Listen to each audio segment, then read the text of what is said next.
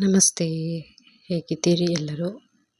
ನೋಡಿರ್ಬೋದು ಏನೋ ಸೊಪ್ಪು ಹಿಡ್ಕೊಂಡು ಏನೋ ಮಾಡ್ತಿದ್ದಾರೆ. ಇವತ್ತೇನು ಮಾಡ್ಬೋದು ಸೊಪ್ಪಿಂದ ಅಂತ ನಿಮ್ಮ ಗೆಸ್ ಕರೆಕ್ಟು.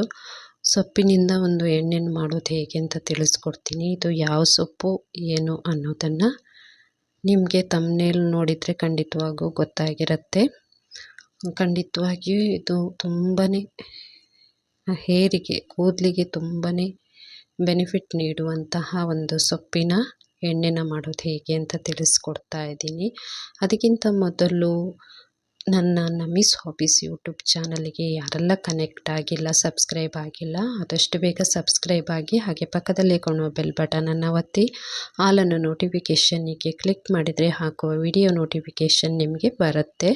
ಇವತ್ತು ಭೃಂಗರಾಜ ನಿಮಗೆಲ್ಲರಿಗೂ ಗೊತ್ತಿದೆ, ಸಸ್ಯಗಳ ರಾಜ ಅಂತಲೇ ಕರಿಬೋದು. ಆ ಭೃಂಗರಾಜ ಎಲೆಯಿಂದ ಒಂದು ಹೇರ್ ಆಯಿಲ್ನ ಮಾಡೋದು ಹೇಗೆ ಅಂತ ತಿಳಿಸ್ಕೊಡ್ತಾ ಇದ್ದೀನಿ. ಸಾಮಾನ್ಯವಾಗಿ ಭೃಂಗರಾಜನ ನೀವು ನೋಡಿರ್ತೀರಿ, ತುಂಬಾ ಕಾಸ್ಟ್ಲಿ ಎಣ್ಣೆ ಅಂತೂ ಹೇರ್ ಆಯಿಲು ಎಲ್ಲ ಅಂಗಡಿಯಲ್ಲೂ ಸಿಗುತ್ತೆ. ತುಂಬಾ ಕಾಸ್ಟ್ಲಿ ಇರುತ್ತೆ ಈ ಎಣ್ಣೆ. ಇದು ಕೂದಲಿಗೆ ನೈಸರ್ಗಿಕವಾದ ಕಪ್ಪು ಬಣ್ಣವನ್ನು ಕೊಡುವಂತಹ ಗುಣ ಈ ಎಲೆಗಿದೆ. ಇದಕ್ಕೆ ಕಾಡಿಗರಗ, ಭೃಂಗರಾಜ ಮತ್ತು ಗರಗ ಸೊಪ್ಪು ಅಂತಲೂ ಕೂಡ ಇದಕ್ಕೆ ಕರೀತಾರೆ. ಇನ್ನು ಕೆಲವು ಹೆಸರುಗಳಿಂದ ಇದನ್ನು ಕರೀತಾರೆ, ಕೆಲವು ಹೆಸರುಗಳು ನನಗೆ ನೆನಪಿಲ್ಲ. ಸಾಮಾನ್ಯವಾಗಿ ಭೃಂಗರಾಜ ಇದು ಗದ್ದೆಯ ಅಂಚಿನಲ್ಲಿ ಸಾಮಾನ್ಯವಾಗಿ ಸಿಗುತ್ತೆ. ಹಳ್ಳಿ ಕಡೆ ತುಂಬಾ ಸಿಗುತ್ತೆ ಗದ್ದೆ ಅಂಚಿನಲ್ಲಿ. ನನಗೂ ಕೂಡ ಇದು ಗದ್ದೆ ಅಂಚಲ್ಲೇ ಸಿಕ್ಕಿರುವಂಥದ್ದು. ಅದನ್ನು ತಂದು ನಾನು ಈ ರೀತಿ ಚೆನ್ನಾಗಿ ತೊಳೆದು ಒಂದು ಬಟ್ಟೆ ಮೇಲೆ ಈ ರೀತಿ ಹರಡಿಟ್ಕೊಂಡಿದ್ದೀನಿ. ಇದು ಬಿಳಿ ಬಣ್ಣದ ಒಂದು ಸಣ್ಣ ಜಾತಿಯ ಹೂ ಬಿಡುತ್ತೆ. ಇದರಲ್ಲಿ ಸೇವಂತಿಗೆ ಜಾತಿ ಇದು. ಅದೇ ಥರವೇ ತುಂಬಾ ಚಿಕ್ಕದಾಗಿರುವಂತಹ ಹೂ ಬಿಡುತ್ತೆ. ದಂಟು ಕೂಟ ಅಂದರೆ ಇದರ ಕಾಂಡ ಕೂಡ ಕೈಯಲ್ಲಿ ತಿಕ್ಕಿದರೆ ಕಪ್ಪು ಬಣ್ಣವನ್ನು ಕೊಡುತ್ತೆ. ಇದು ಕೂದಲಿಗೆ ನೈಸರ್ಗಿಕವಾಗಿ ಕಪ್ಪು ಬಣ್ಣವನ್ನು ಕೊಡುವಂತಹ ಗುಣ ಕೂಡ ಈ ಸೊಪ್ಪಿಗೆ ಇದೆ. ಇದು ಭೃಂಗರಾಜ ಎಣ್ಣೆಯ ನೆತ್ತಿಯಲ್ಲಿ ರಕ್ತ ಪರಿಚಲನೆಯನ್ನು ಹೆಚ್ಚಿಸಿ ಕೂದಲಿನ ಬುಡವನ್ನು ಬಲಪಡಿಸುತ್ತದೆ ಮತ್ತು ಕೂದಲಿನ ಬೆಳವಣಿಗೆಗೆ ಸಹ ಇದು ತುಂಬಾ ಉಪಯುಕ್ತವಾಗಿದೆ. ಇದು ತಲೆನೋವು ಕೂಡ ತುಂಬಾ ಒಳ್ಳೆಯದು. ತಲೆ ಹೊಟ್ಟು ತುರಿಕೆಯನ್ನು ಕೂಡ ಕಡಿಮೆ ಮಾಡುತ್ತೆ ಈ ಎಣ್ಣೆ. ನೋಡಿ, ಈ ರೀತಿ ವೈಟ್ ಕಲರ್ ಹೂ ಬಿಡುತ್ತೆ. ಇದರೊಳಗೆ ಕೂದಲು ಉದುರುವುದನ್ನು ಕೂಡ ತಡೆಯುತ್ತೆ ಮತ್ತು ಕೂದಲಿಗೆ ಬಣ್ಣ ಕೊಡಲು ಕೂಡ ಸಹಾಯ ಮಾಡುತ್ತೆ. ಇದು ಆ್ಯಂಟಿ ಫಂಗಲ್, ತಲೆ ಹೊಟ್ಟು, ತಲೆ ತುರಿಕೆ ಮತ್ತು ನೆತ್ತಿಯ ಸಮಸ್ಯೆ, ನೋವೆಲ್ಲ ಬರುತ್ತಲ್ವ, ಅದಕ್ಕೆ ಕೂಡ ತುಂಬಾ ಒಳ್ಳೆಯದು. ಇದು ಗಾಯಗಳ ಮೇಲೆ ಇದರ ಪೇಸ್ಟನ್ನು ಹಚ್ಚೋದರಿಂದ ಕೂಡ ನೋವು ಕಡಿಮೆಯಾಗಿ ಗಾಯ ಕೂಡ ಶೀಘ್ರವಾಗಿ ಗುಣ ಆಗುತ್ತಂತೆ. ನೋಡಿ, ಈ ರೀತಿ ಅಂಗೈ ಮೇಲೆ ಹಾಕಿ ತಿಕ್ಕಿದರೆ ಸ್ವಲ್ಪ ಹೊತ್ತಲ್ಲಿ ಇದು ಬಣ್ಣ ಚೇಂಜ್ ಆಗಿ ಕಪ್ಪು ಬಣ್ಣ ಬರುತ್ತೆ. ಅಷ್ಟು ಒಳ್ಳೆಯ ಕೂದಲಿಗೆ ನೈಸರ್ಗಿಕ ಬಣ್ಣವನ್ನು ಕೊಡುವಂತಹ ಗುಣ ಈ ಎಲೆಗಿದೆ. ಹಾಗೆ ಇದು ಬೇರೆ ಥರದಲ್ಲೂ ಕೂಡ ಪ್ರಯೋಜನನ ಪಡೆಯುತ್ತಂತೆ. ಯಕೃತ್ತಿಗೆ ಒಳ್ಳೆಯದಂತೆ, ಇದು ರಕ್ತಹೀನತೆಗೆ ಒಳ್ಳೆಯದಂತೆ, ಅಜೀರ್ಣ, ಮಲಬದ್ಧತೆ ಹಾಗೆ ಹಸಿವಿನ ಕೊರತೆಗೂ ಕೂಡ ನಿವಾರಿಸಲು ಸಹಾಯ ಮಾಡುತ್ತಂತೆ. ಅಂದರೆ ಇದನ್ನು ಆಹಾರದ ರೀತಿಯಲ್ಲಿ ಸೇವಿಸ್ಬೋದೇನೋ ಗೊತ್ತಿಲ್ಲ ನನಗೆ. ಅದಕ್ಕಿಂತ ಮೊದಲು ನೀವು ಯಾರತ್ತಾದರೂ ಕೇಳಿಕೊಂಡು ಆಹಾರದ ಕ್ರಮನ ಯಾವ ರೀತಿ ಇದನ್ನು ತಗೊಳ್ಳೋದು ಅಂತ ಬೇಕಾದರೆ ಕೇಳ್ಕೊಳ್ಳಿ. ನಾನು ಇವತ್ತು ನಿಮಗೆ ಎಣ್ಣೆನ ಮಾಡೋದನ್ನು ಮಾತ್ರ ಹೇಗೆ ಅಂತ ಹೇಳ್ಕೊಡ್ತಾ ಇದ್ದೀನಿ. ಇದು ತಲೆನೋವು ಮತ್ತು ಮಾನಸಿಕ ದೌರ್ಬಲ್ಯಕ್ಕೂ ಕೂಡ ತುಂಬಾ ಒಳ್ಳೆಯದಂತೆ. ನೆತ್ತಿಯನ್ನು ತಂಪಾಗಿಡುತ್ತಂತೆ ಈ ಸೊಪ್ಪು. ನೋಡಿ, ಈ ರೀತಿ ದಂಟಿನಿಂದ ಎಲೆಗಳನ್ನೆಲ್ಲ ಬೇರ್ಪಡಿಸ್ಕೊಳ್ತಾ ಇದ್ದೀನಿ. ನೀವು ದಂಟನ್ನು ಕೂಡ ಹಾಕ್ಬೋದು, ಬೇಕಿದ್ರೆ ಜಜ್ಜಿ ಕೂಡ ಹಾಕ್ಬೋದು. ನಾನು ದಂಟನ್ನು ನೆಡಬಹುದು. ಬೇಕಾದರೆ ಪಾಟಲ್ಲಿ ನೀವು ಮಣ್ಣನ್ನು ಹಾಕಿ ಇದನ್ನು ದಂಟನ್ನು ಕೂಡ ನೆಡ್ಬೋದು. ಈ ರೀತಿ ಕಡ್ಡಿಗಳೆಲ್ಲ ಇರುತ್ತಲ್ಲ, ಇದನ್ನು ನೋಡಿ ಸೈಡಲ್ಲಿ ಒಂದು ಪಾಟಲ್ಲಿ ಮಣ್ಣು ಹಾಕಿ ಅದರಲ್ಲಿ ಗಿಡ ನೆಟ್ಟಿರೋದು. ಈ ರೀತಿ ಕೂಡ ಮಾಡ್ಬೋದು. ಮನೆಯಲ್ಲೇ ಕೂಡ ಭೃಂಗರಾಜನ ತುಂಬಾ ಸುಲಭವಾಗಿ ಬೆಳೆಸ್ಬೋದು. ಗದ್ದೆ ಬದಿಯಲ್ಲಂತೂ ತುಂಬಾ ಸಿಗುತ್ತೆ ಇದಂತೂ. ಈ ರೀತಿ ಇದನ್ನು ನೀರೆಲ್ಲ ಒಣಗೋ ಹಾಗೆ ಒಂದು ಬಟ್ಟೆ ಮೇಲೆ ಹರಡಿ ಇದನ್ನು ಒಣಗಿಸ್ಕೊಳ್ಬೇಕು. ಒಂದು ದಿನ ಕೂಡ ಪೂರ್ತಿಯಾಗಿ ಬಿಡಬೇಕು. ನೀರು ಪೂರ್ತಿಯಾಗಿ ಡ್ರೈ ಆಗಬೇಕು, ಇಲ್ಲಾಂದರೆ ನಾವು ಸೊಪ್ಪಿನಲ್ಲಿ ಫಂಗಸ್ ಥರ ಬಂದುಬಿಡುತ್ತೆ ನೀರು ಡ್ರೈ ಆಗದೇ ಇದ್ದರೆ. ನಾವು ಎಣ್ಣೆ ಕಾಸಿದಾಗ ಕೂಡ ಬೇಗನೆ ಎಣ್ಣೆ ಕೆಡುವಂಥ ಚಾನ್ಸ್ ಕೂಡ ಇರುತ್ತೆ.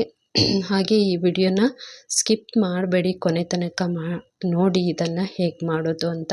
ಹಾಗೆ ಈ ವಿಡಿಯೋಗೊಂದು ಲೈಕ್ ಮಾಡಿ, ಆದಷ್ಟು ಈ ವಿಡಿಯೋನ ಶೇರ್ ಮಾಡಿ. ಹೆಚ್ಚಿನವರಿಗೆ ಇದ್ರ ಬಗ್ಗೆ ಮನೆಯಲ್ಲೇ ಹೇಗೆ ಸುಲಭವಾಗಿ ಭೃಂಗರಾಜ ಹೇರ್ ಆಯಿಲನ್ನು ಮಾಡ್ಕೊಳ್ಬೋದು ಅನ್ನೋದ್ರ ಬಗ್ಗೆ ಕೂಡ ನೀವು ತಿಳಿಸ್ಕೊಟ್ಟಾಗುತ್ತೆ ಅವರಿಗೆ. ಈ ವಿಡಿಯೋನ ತುಂಬಾ ಚೆನ್ನಾಗಿ ಬಂದಿದೆ ಈ ವಿಡಿಯೋ. ಹಾಗೆ ಇದನ್ನು ಶೇರ್ ಮಾಡಿ, ಕಮೆಂಟ್ ಮಾಡಿ, ಹಾಗೆ ಒಂದು ಲೈಕ್ ಮಾಡಿ. ನಾನು ಗ್ಯಾಸ್ ಹಚ್ಚಿ ಗ್ಯಾಸ್ ಮೇಲೆ ಒಂದು ಸ್ವಲ್ಪ ದಪ್ಪ ತಳ ಇರುವಂತಹ ಬಾಣಲೆನ ತಗೊಂಡಿದ್ದೀನಿ. ಅದು ಬಿಸಿ ಆದ ನಂತರ 1 ಕಪ್ನಷ್ಟು ಕೊಬ್ಬರಿ ಎಣ್ಣೆ, ತೆಂಗಿನ ಎಣ್ಣೆನ ತಗೊಂಡಿದ್ದೀನಿ ನಾನು. ಇದು ಯಾವ ಕಾರಣಕ್ಕೂ ಕೂಡ ನಾವು ಎಣ್ಣೆಯನ್ನು ಕಾಸುವಾಗ ತುಂಬಾ ಸಿಮ್ಮಲ್ಲಿ ಇಟ್ಕೊಂಡು ಕಾಸಬೇಕು. ಉರಿನ ಜಾಸ್ತಿ ದೊಡ್ಡದಾಗಿ ಮಾಡ್ಕೋಬಾರ್ದು. ಯಾವತ್ತೂ ಎಣ್ಣೆ ಹೊಗೆ ಆಡಬಾರ್ದು. ನೋಡಿ, ಈ ಥರ ಬಬಲ್ಸ್ ಬರಬೇಕು, ಸಣ್ಣ ಸಣ್ಣ ಗುಳ್ಳೆಗಳು ಬರಬೇಕು, ಈ ರೀತಿ ಕಾಯಬೇಕು. ನೀವು ದೊಡ್ಡದಾಗಿ ಗ್ಯಾಸನ್ನು ಆನ್ ಮಾಡಿಟ್ಕೊಂಡ್ರೆ ಎಣ್ಣೆ ಎಲ್ಲ ಹೊಗೆ ಬಂದುಬಿಡುತ್ತೆ. ಆ ಥರ ಆಗಬಾರ್ದು. ಈಗ ಎಣ್ಣೆ ಬಿಸಿಯಾಗಿದೆ. ಈ ನೀರು ಒಣಗಿರುವಂತಹ 1 ದಿನ ಬಿಟ್ಟ ನಂತರ ನೀರು ಒಣಗಿರುತ್ತಲ್ಲ, ಆ ಎಲೆಯನ್ನು ಎಣ್ಣೆಗೆ ಹಾಕ್ಕೊಳ್ಬೇಕು. ಎಣ್ಣೆಗೆ ಹಾಕಿ 1 ಸ್ಪೂನಿಂದ ಇದನ್ನು ಚೆನ್ನಾಗಿ ಮಿಕ್ಸ್ ಮಾಡ್ಕೊಂಡ್ರಾಯ್ತು. ಎಣ್ಣೆಗೆ ಹಾಕಿದ ಕೂಡಲೇ ಇದು ಕಲರು ಚೇಂಜ್ ಆಗುತ್ತೆ. ಇದು ಬೇಕಿದ್ದರೆ ನೀವು ಪೇಸ್ಟ್ ಮಾಡಿ ಕೂಡ ಈ ಎಣ್ಣೆಗೆ ಹಾಕ್ಕೋಬೋದು. ಪೇಸ್ಟ್ ಮಾಡುವಾಗ ನೀರಿನಂಶ ಜಾಸ್ತಿ ಇರುತ್ತೆ ಅನ್ನೋ ಕಾರಣಕ್ಕೆ ನಾನು ಸೊಪ್ಪನ್ನು ಡ್ರೈ ಮಾಡಿಕೊಂಡು ನಂತರ ಇದಕ್ಕೆ ಎಣ್ಣೆಗೆ ಮಿಕ್ಸ್ ಮಾಡ್ಕೊಳ್ತಾ ಇರೋದು. ಈ ಎಣ್ಣೆ ತುಂಬ ದಿನಗಳ ಕಾಲ ಕೆಡೋದಿಲ್ಲ.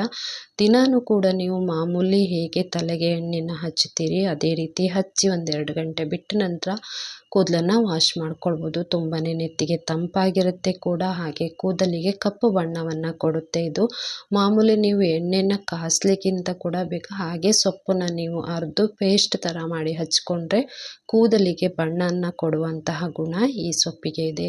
ಇದು ಕಾಡಿಗರಗ ಅಂತಲೇ ಅದಕ್ಕೆ ಕರೆಯೋದು. ಇದು ಕಪ್ಪು ಬಣ್ಣ ಇರೋದ್ರಿಂದ. ನೋಡಿ, ಈಗ ಈ ಎಣ್ಣೆ ಚೆನ್ನಾಗಿ ಸೊಪ್ಪೆಲ್ಲ ಬಾಡಿ ಚೆನ್ನಾಗಿ ಫ್ರೈ ಆಗಿದೆ ಎಣ್ಣೆ ಒಳಗೆ. ಇದನ್ನು ಚೆನ್ನಾಗಿ ನೀವು ಈಗಲೇ ಬೇಕಾದರೂ ಬಿಸಿ ಇರುವಾಗಲೇ ಸ್ಪೂನಿಂದ ಇದನ್ನು ಪುಡಿ ಮಾಡ್ಕೊಳ್ಬೋದು. ಇಲ್ಲ 1 ದಿನ ಇಡೀ ಹಾಗೆ ಇದನ್ನು ಸೊಪ್ಪು ಸಮೇತ ಎಣ್ಣೆ ಒಳಗೆ 1 ದಿನ ರಾತ್ರಿ ಇಡೀ ಇದನ್ನು ಹಾಗೆ ಇಡಬೇಕು. ನೆಕ್ಸ್ಟ್ ದಿನ ಇದು ಫುಲ್ಲು ತಣ್ಣಗಾದ ನಂತರ ಕಲ್ಲರ್ ಈ ರೀತಿ ಬಿಟ್ಕೊಂಡಿದೆ ನೋಡಿ. 1 ದಿನ ಪೂರ್ತಿಯಾಗಿ ಬಿಟ್ಟಿದ್ದೀನಿ ನಾನು.